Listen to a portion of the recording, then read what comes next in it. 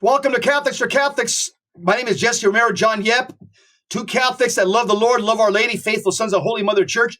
The Bible verse that describes this show is Psalm 33, verse 12, because this is our goal. It says, "Blessed is the nation whose God is the Lord." That's what we want.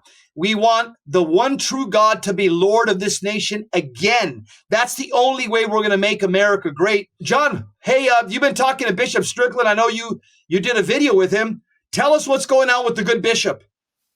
So you audience may recall, or maybe you don't, that the bishop released a letter about 2 weeks ago, and we asked him to just record him saying the video, or saying it on camera, since a lot of you have an easier time just watching it, like as myself. And we recorded the video. We posted it on September 8th, Feast of Our Blessed Mother. We asked him to do it in Spanish as well.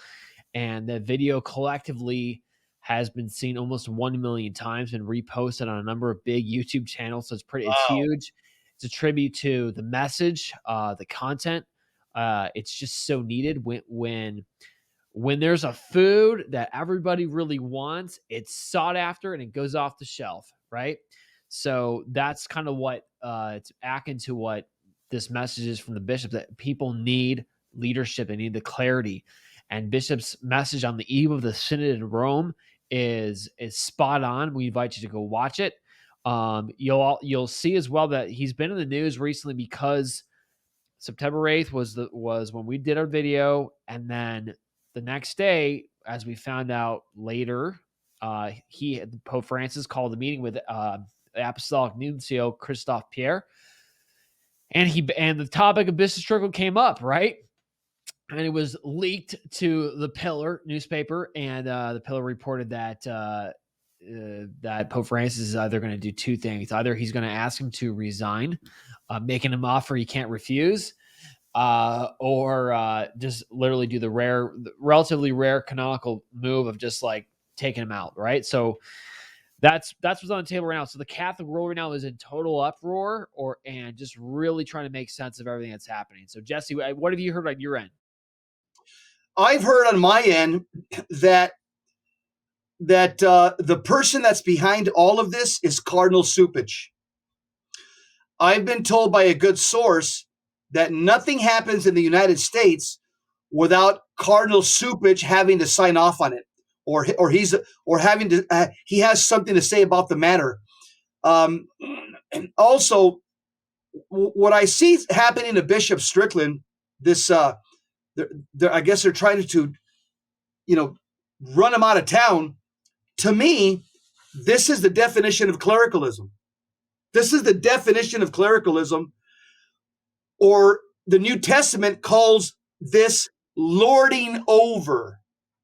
It's lording over. That's when you have a bad boss. That's more like a master-slave relationship. The New Testament says, in fact, St. Paul says, don't let people lord over you, because that's what pagans do. That's what they do with their subjects, master-slave relationship. And what's happening to Bishop Strickland right now, this is a classic case of what we would call in the streets of America being a bully. Absolutely. It's being a bully. And to your point, Zubich, I mean, there's a lot of credibility to that, because objectively, he's one of three? There's three bishops that are on the panel, which basically oversee ultimately the naming of bishops in this country before they go to Rome. And then Pope Francis reviews what those three bishops have sent. Christophe Pierre is one. Zubich is the other. And then the last one is Archbishop Robert Prevost, OSA, head of dicastery for bishops. So those kind of three oversee in a special way the naming of bishops in this country. So Cardinal Cupich, yeah, it would make a lot of sense that he has a say in what's going on. I would, that he's behind the scenes with this. So it smacks of a bully move. People can remember too. Get this: Strickland does a rally Friday, June 16th, Los Angeles. Monday after that, he has those two bishops show up at his door, ready for a canonical investigation, right?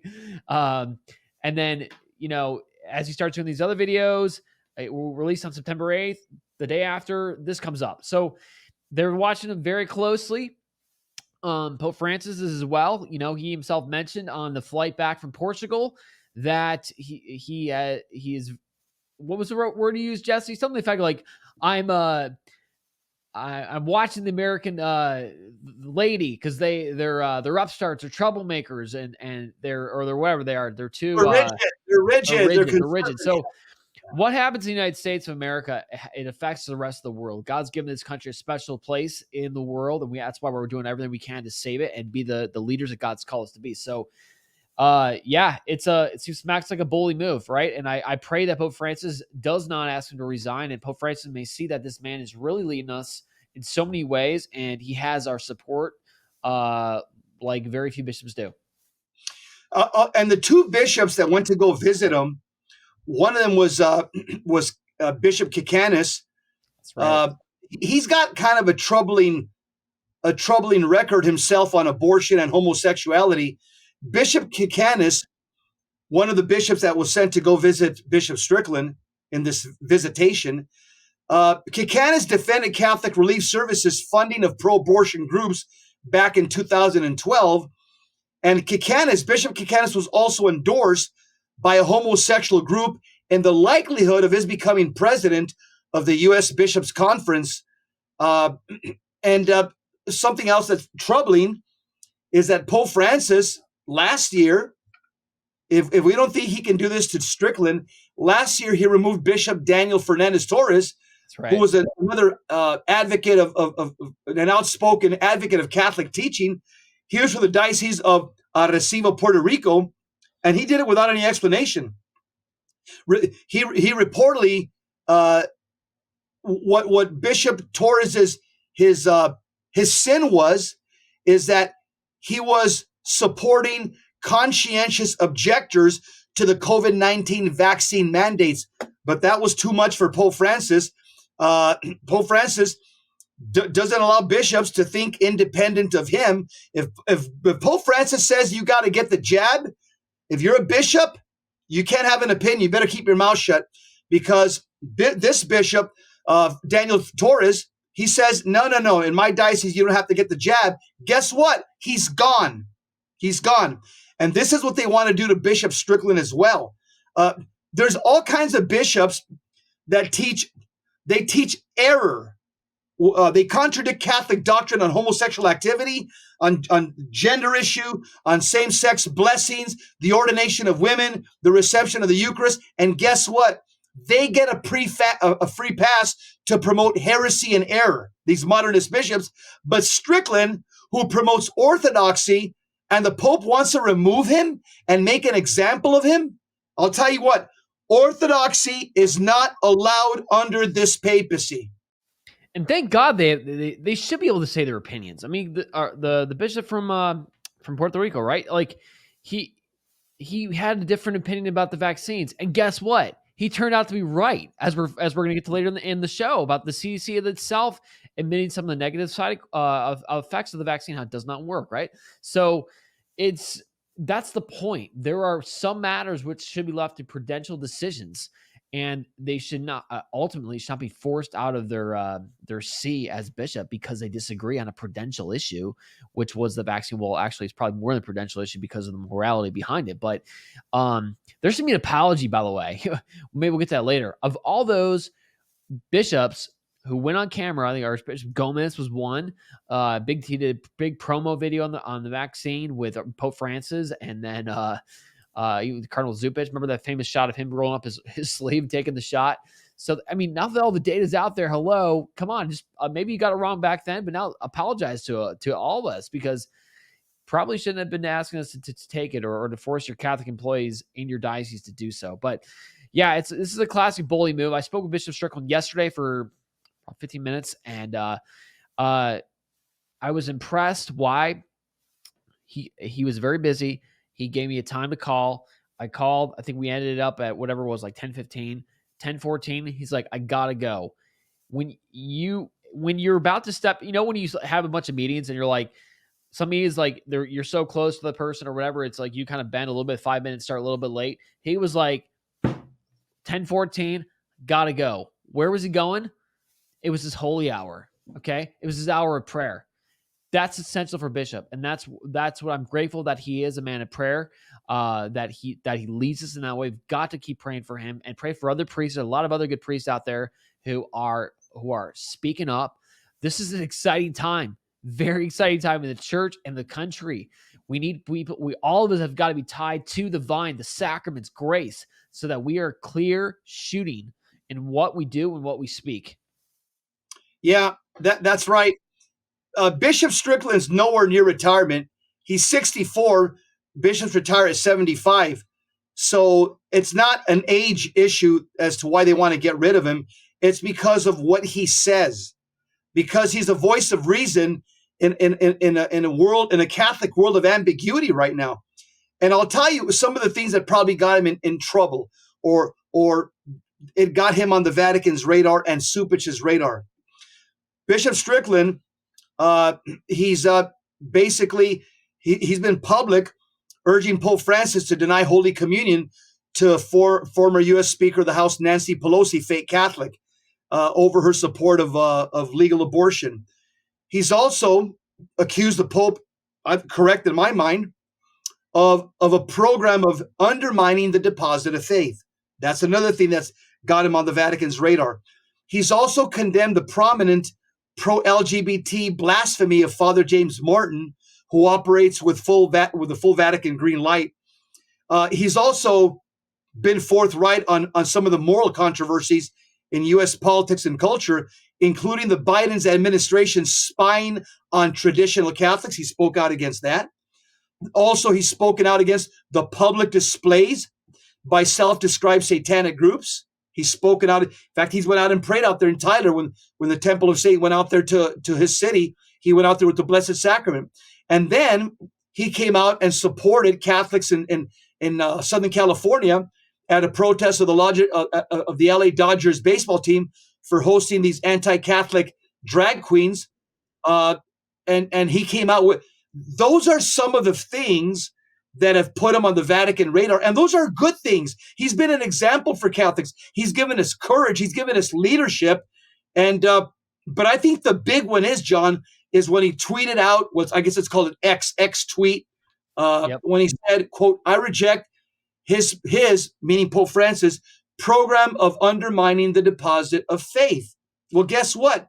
Any Orthodox Catholic that knows his faith, we agree with that statement. We want Pope Francis to quit making ambiguous statements and statements that contradict the deposit of faith, the teachings of the church. We want him to toe the perennial line, what we call the perennial teachings of the church, as taught by 266 popes. We don't want things to change. Why God can't change, doctrine can't change either. Absolutely. That probably is the tweet heard around the world in a lot of ways, because, he still believes Pope Francis is the Pope. He's not creating a schism, no matter what people are trying to say. He's just trying to walk that line of speaking up to his spiritual father, our spiritual father, Holy Father. This is not right. What's going on, right? And he's getting beat up because of it, right? So all the more, and what's interesting, how it's catching secular attention too.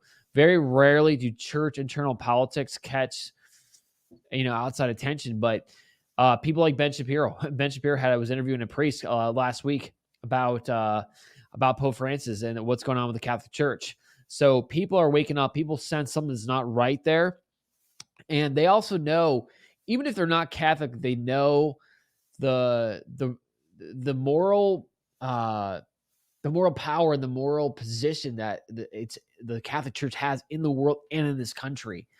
And when we're not there, when we have vacated the public square, the society around us suffers. Absolutely. So it's good to see picking up secular attention as well. Also, I just kudos to Dr. Scott Hahn, who put out a statement out there in support of Bishop Strickland, and now the Catholic left is going after him as well. And all he basically said is it was a very innocuous, simple statement of the way he was impressed with the way Bishop Strickland. Good for him. Good for Dr. Hahn. That's great. So Scott Hahn he's now right now taking arrows from the Catholic left. And I'll tell you, Terry, John, the Catholic left, these guys don't go to sleep, just like the political left. They've also gone after anybody who just smacks, who even sniffs of orthodoxy. They went after Archbishop Timothy Broglio, who's basically kind of a moderate conservative. Why? Because he opposed COVID-19 vaccine mandates and homosexuality. Catholic left went after him. Catholic left went after Archbishop Charles Chaput. Catholic left's gone after Archbishop Salvatore Corleone. Catholic left's gone after Archbishop Carlo Maria Vigano. Catholic left, well, Pope Francis went after Puerto Rican Bishop Daniel Torres, who apparently he was a very beloved pastor over in Puerto Rico who actually admired the Pope. He admired the Pope, and he got canned because of his support for conscientious objectors to the COVID shots. Here's the problem, Terry. I mean, John. Liberals, they don't want listening and dialogue unless it helps them advance their goals of undermining the Catholic teachings and the traditions of the church and crushing conservatives. For example, you got Father Martin and Sister Gramick. They travel around the country promoting heresy, and nothing happens to them. But a bishop starts promoting orthodoxy, the correct teachings of the church, and he's on the verge of getting canceled. This is not right. It's not right. It's not right. And it's great to see like people like Dr. Scott Hahn speaking up about this. I caught a video of Matt Fradd today. He, just a 5-minute clip. And I love the way he gave a great balance. He said, look, there's two extremes. One extreme right now is to look at everything's happening in the church and be like, we've had bad times before. We've had popes before like this. We've had crazy stuff happening. Let's just keep going. Let's not overblow it. Whatever Pope Francis says, yeah, it's a little crazy, but it's just overblown by media support. He says that's one extreme because the reality is that's an insult to our intelligence. Everybody knows there's something really wrong with the Catholic Church right now. And it's unprecedented, really, right? And with the synod coming up, what they're talking about. So that's one extreme. The other extreme is to just like, let's create a schism. Let's deny he's the Pope. It's like a, where does this position end? Matt Fradd says. So he says the middle of the road is, as his spiritual father told him, is to remain on the cross, remain there, stay true, keep preaching what we know to be the truth, and asking that God will lead the cardinals ultimately to make to choose the next pope or whenever it is, or pray for the Holy Father, right? So he can come back, right? We want everyone to be converted. We don't want anyone to go to hell, right? So yep. It's a great time that we're in, and we need to just keep praying for those people to be courageous. Amen. Hey, this is Catholics for Catholics. Stick around. We'll be right back. Don't go anywhere.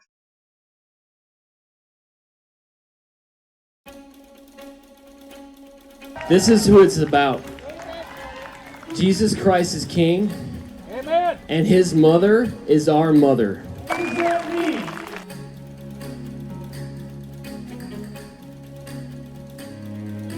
We are not called to flee the world, to run away when things are difficult, but as devout and faithful Roman Catholics, Catholic Christians, we are to renew our country, our world, our state. This is a common sense measure. This is a common sense vote. Somebody with some sense has to protect our children.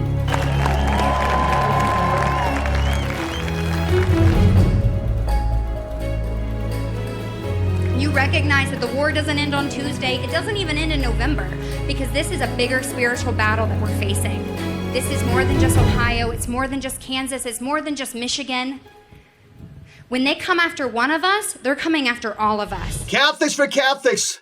Did you know that the USCCB is Biden's factory for manufacturing the illegal invasion of the U.S.? There's a lot of people that have told us this. We have Michael Hitchborn, Michael Voris. We have John, who's the Philippine conservative Catholic who's actually written about this as well? She wrote a book on this. It'll come to me right now. Oh, You know what I'm talking about. I do. She was. Yeah. It'll come to me. But complicit clergy, God bless them, they've completed a massive analysis of federal immigration funding utilizing a data visualization tool called Tabloid. And they've basically, the results have been summarized in 3 primary dashboards. You have one dashboard says all federal immigration funding. The second dashboard, flow chart of sub awards. Third dashboard, Catholic immigration funding. Again, St. Paul says, if you want to get to the crux of the problem, follow the money. Follow the money. Well, here in table 1, it shows that Catholic organizations received, I can't wrap my mind around this figure, received a whopping $3 billion in federal immigration funding between 2008 and 2022, ranking Catholic organizations as a whole amongst the top recipients of federal immigration funds.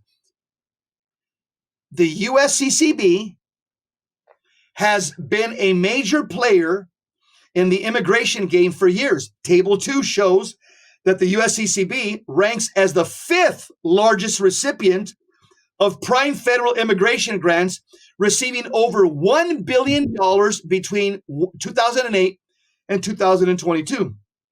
And the USCCB, in case you don't know what that stands for, United States Conference of Catholic Bishops. They essentially act as a general contractor because most of the prime awards it receives is distributed as subwards to other organizations such as Catholic Charities. And so between 2008 and 2022, the USCCB was the single largest grantee of sub-awards in the nation.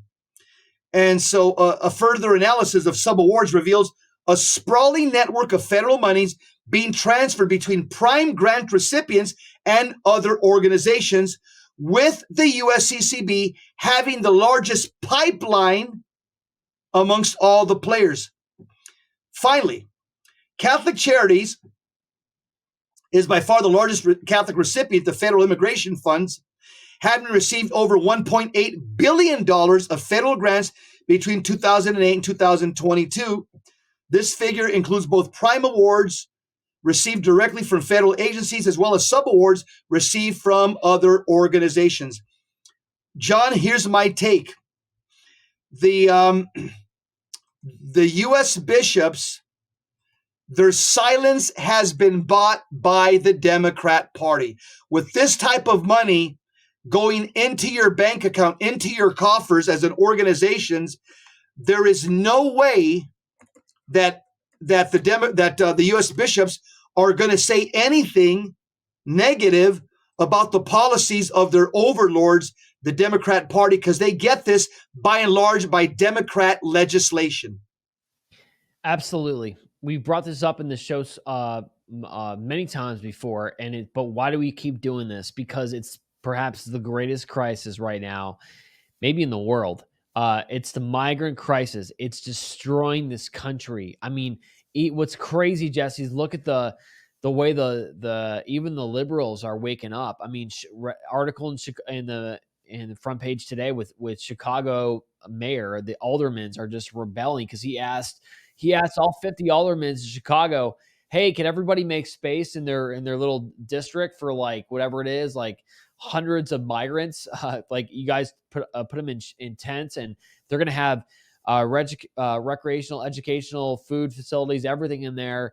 And the aldermen are like, we believe, even like the most liberal ones saying, well, we believe in taking care of our own people first, because that's like what God asks us to do, right? That's what we're fine with helping our neighbor once we have our own house in order, right?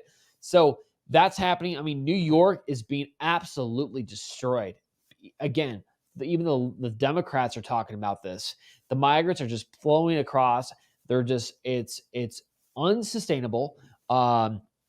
Massachusetts as well. There was an article yesterday about this as well. They have a policy of they welcome everybody. It's like a sanctuary state, right? So a lot of the migrants are going there, right? So it's created a lot of chaos. The devil loves chaos, right? Mm. And what's make this possible is, in the words of Tom Homan, the former director of ICE, on camera, I asked him, I said, what makes this possible? He said the NGOs. And the biggest NGO that makes this possible, legal immigration possible, is Catholic Charities, okay?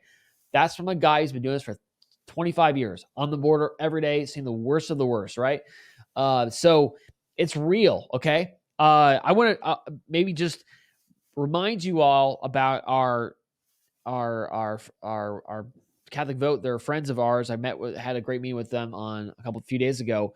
Catholic Vote, they sued the FBI for info on the relationship between the Department of Homeland Security and Catholic Charities. Okay, so why? Because they know that there's something going on. There's a monetary transaction that's happening between our government, the bishops, and to make this possible. Why don't we know? Why can't we look it up like other nonprofits? Because they're classified as a church. It's very hard to track where this money goes, how it's used, and they're not forthright in coming. So Catholic Vote did take the step. They sued, and they for information, for communication between the Diocese of Brownsville, Catholic Charities, and the Department of Homeland Security. Kudos to Catholic Vote, who partnered with Judicial Watch to make that happen, right? So this is real. It's not just hearsay. It's not conspiracy theory. And we're asking for them to come clean. That's right, Johnny. You know, when I look at this this evil relationship between the USCCB and the Democrat Party, it reminds me of the evil relationship that the Pharisees, Sadducees, and Sanhedrin had with Imperial Rome to kill Christ, the Son of God, the blessed second person.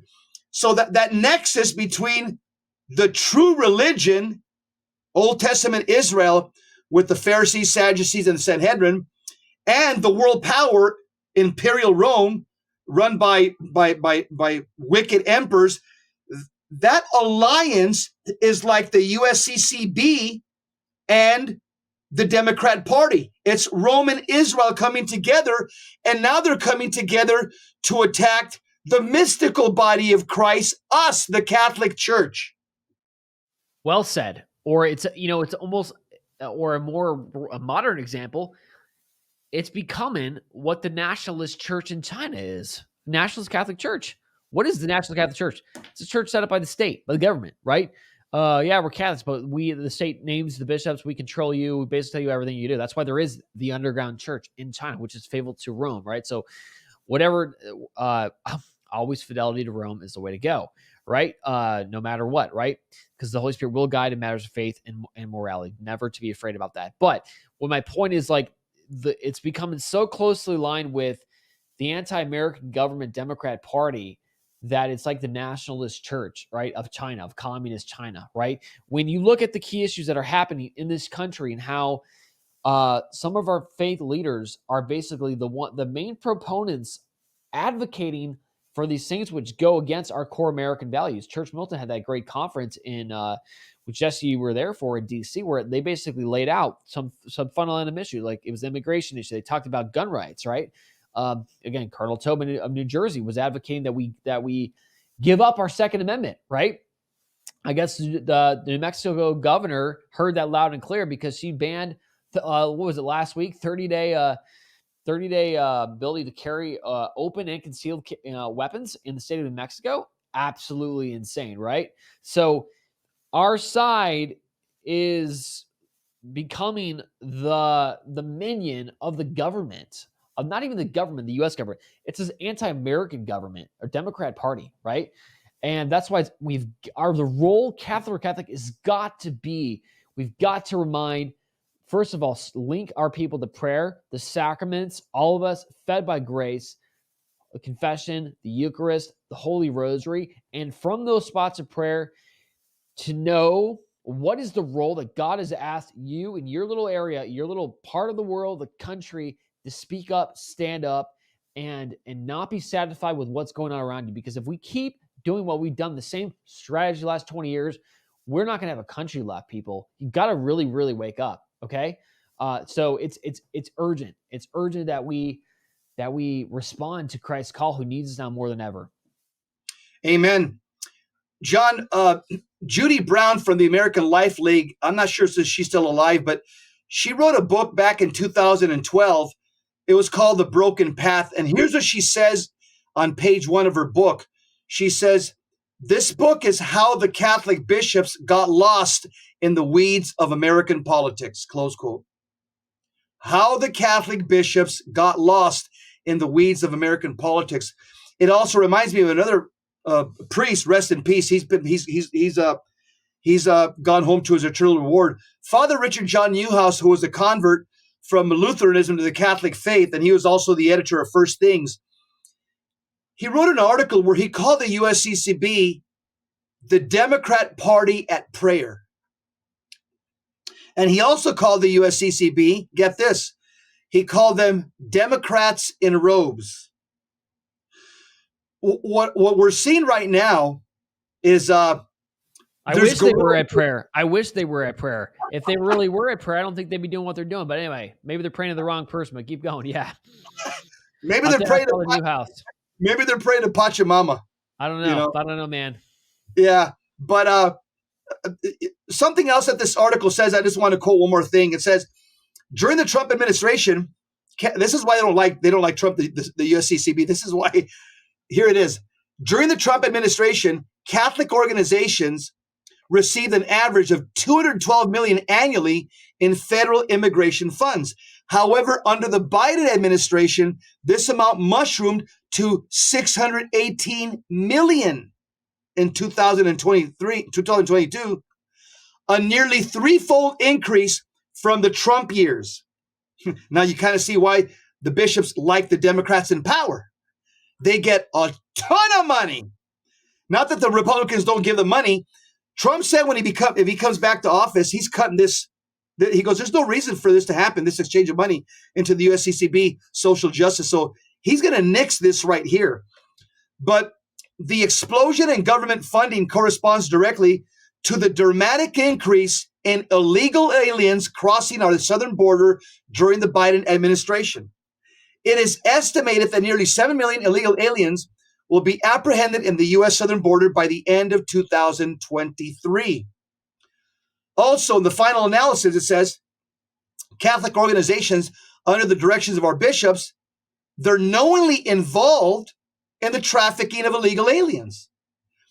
It should be noted that while Catholic organizations gained over $3 billion for immigration activities, the bishops lost over $3 billion due to criminal and civil suits involving the sexual abuse of children. So what they received in one hand by the Democrats, they got sued for their sexual perversion and lost all of it.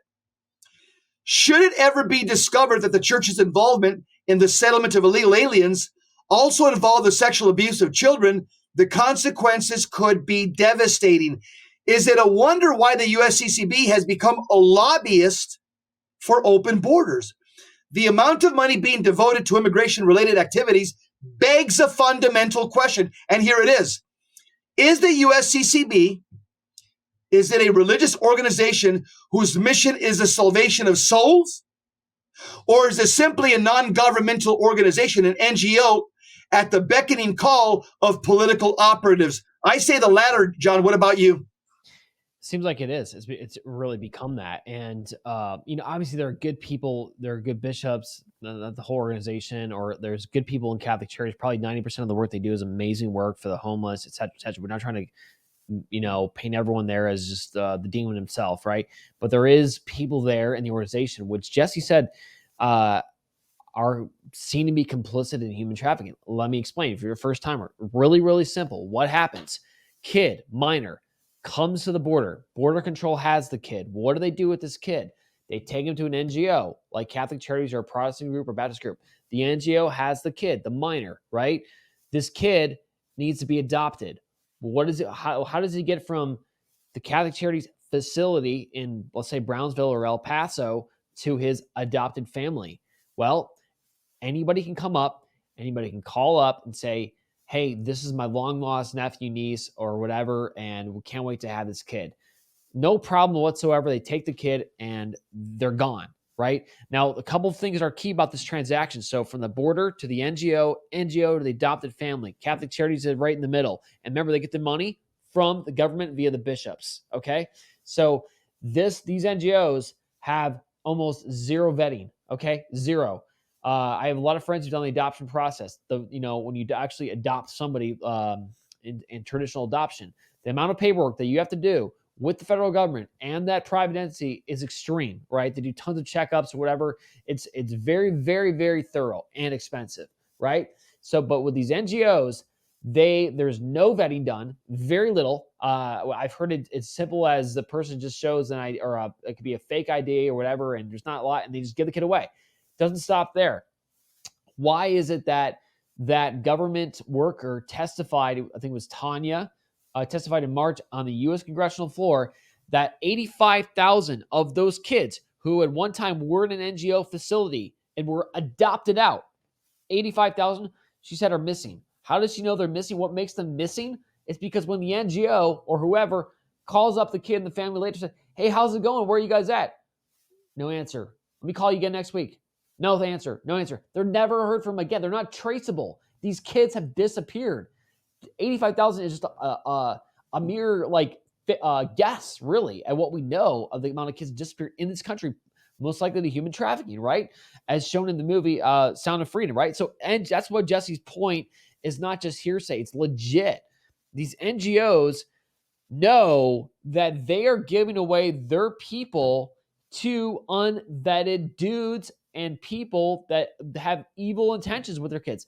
That is why we say they're complicit in the human trafficking, and they get their money from the bishops who get grants from the federal government, which is ultimately your money. Does that make sense? That is so key, everybody. 100%. And by the way, that's a wrap. This is Catholic for Catholics. We're signing out. Remember, the goal of the Catholic faith is to usher in the social kingship and reign of Jesus Christ in every human heart and in every nation. How do we do that? Pray the rosary every day. Go to Mass as often as possible, daily if possible. Read your Bible every day. Read the daily Mass readings. Add fasting and penance to your spiritual life. Fasting and penance, Mark 9:29. This is the only thing that will drive out some demons. And finally, go to confession at least once a month. Strive to live in a state of grace, because the holier you are, the more you make Holy Mother. You add to the holiness of Holy Mother Church, according to 828 of the Catechism of the Catholic Church. And pray for Bishop Strickland. There you go. We're out. We'll see you next week. Same Christ time, same Christ channel. God bless you. Keep the faith.